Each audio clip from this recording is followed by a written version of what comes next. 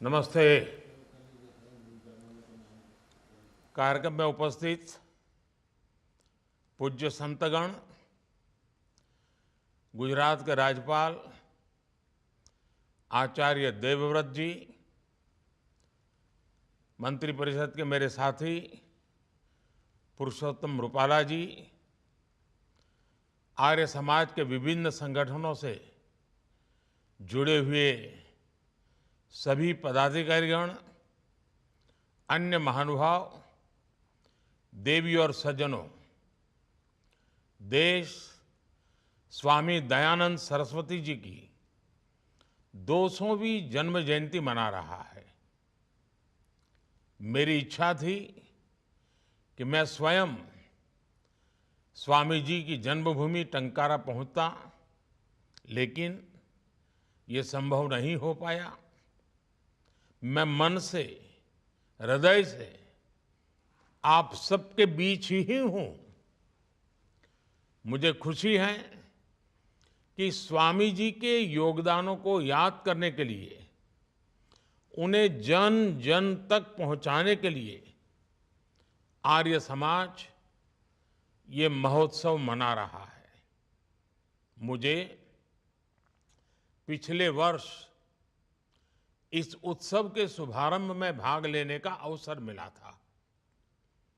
जिस महापुरुष का योगदान इतना अप्रतिम हो, उनसे जुड़े महोत्सव का इतना व्यापक होना स्वाभाविक है। मुझे विश्वास है कि ये आयोजन हमारी नई पीढ़ी को महर्षि दयानंद के जीवन से परिचित करवाने का प्रभावी माध्यम बनेगा। साथियों, मेरा सौभाग्य रहा कि स्वामी जी की जन्मभूमि गुजरात में मुझे जन्म मिला। उनकी कर्मभूमि हरियाणा लंबे समय तक मुझे भी उस हरियाणा के जीवन को निकट से जानने, समझने का और वहां कार्य करने का अवसर मिला। इसलिए स्वाभाविक तौर पर मेरे जीवन में उनका एक अलग प्रभाव है, उनकी अपनी एक भूमिका है। मैं आज इस अवसर पर महर्षि दयानंद जी के चरणों में प्रणाम करता हूं, उन्हें नमन करता हूं। देश विदेश में रहने वाले उनके करोड़ों अनुयायियों को भी जन्म जयंती की बहुत बहुत बधाई देता हूं। साथियों, इतिहास में कुछ दिन, कुछ क्षण, कुछ पल ऐसे आते हैं जो भविष्य की दिशा को ही बदल देते हैं। आज से 200 वर्ष पहले दयानंद जी का जन्म ऐसा ही अभूतपूर्व पल था। ये वो दौर था जब गुलामी में फंसे भारत के लोग अपनी चेतना खो रहे थे। स्वामी दयानंद जी ने तब देश को बताया कि कैसे हमारी रूढ़ियां और अंधविश्वास ने देश को जकड़ा हुआ है। इन रूढ़ियों ने हमारे वैज्ञानिक चिंतन को कमजोर कर दिया था। इन सामाजिक बुराइयों ने हमारी एकता पर प्रहार किया था। समाज का एक वर्ग भारतीय संस्कृति और आध्यात्म से लगातार दूर जा रहा था। ऐसे समय में स्वामी दयानंद जी ने वेदों की ओर लौटो, इसका आह्वान किया। उन्होंने वेदों पर भाष्य लिखे, तार्किक व्याख्या की। उन्होंने रूढ़ियों पर खुलकर प्रहार किया और ये बताया कि भारतीय दर्शन का वास्तविक स्वरूप क्या है। इसका परिणाम ये हुआ कि समाज में आत्मविश्वास लौटने लगा। लोग वैदिक धर्म को जानने लगे और उसकी जड़ों से जुड़ने लगे। साथियों, हमारी सामाजिक कुरीतियों को मोहरा बनाकर अंग्रेजी हुकूमत हमें नीचा दिखाने की कोशिश करती थी। सामाजिक बदलाव का हवाला देकर तब कुछ लोगों द्वारा अंग्रेजी राज को सही ठहराया जाता था। ऐसे कालखंड में स्वामी दयानंद जी के पदार्पण से जब सब साजिशों को गहरा धक्का लगा, लाला लाजपत राय, राम प्रसाद बिस्मिल, स्वामी श्रद्धानंद, क्रांतिकारियों की एक पूरी श्रृंखला तैयार हुई जो आर्य समाज से प्रभावित थी। इसलिए दयानंद जी केवल एक वैदिक ऋषि ही नहीं थे, वो एक राष्ट्र चेतना के ऋषि भी थे। साथियों, स्वामी दयानंद जी के जन्म के 200 वर्ष का ये पड़ाव उस समय आया है जब भारत अपने अमृत काल के प्रारंभिक वर्षों में है। स्वामी दयानंद जी भारत के उज्जवल भविष्य का सपना देखने वाले संत थे। भारत को लेकर स्वामी जी के मन में जो विश्वास था, अमृत काल में हमें उसी विश्वास को अपने आत्मविश्वास में बदलना होगा। स्वामी दयानंद आधुनिकता के पैरोकार थे, मार्गदर्शक थे। उनसे प्रेरणा लेते हुए आप सभी को भी, हम सभी को भी इस अमृत काल में भारत को आधुनिकता की तरफ ले जाना है। हमारे देश को, हमारे भारत को विकसित भारत बनाना है।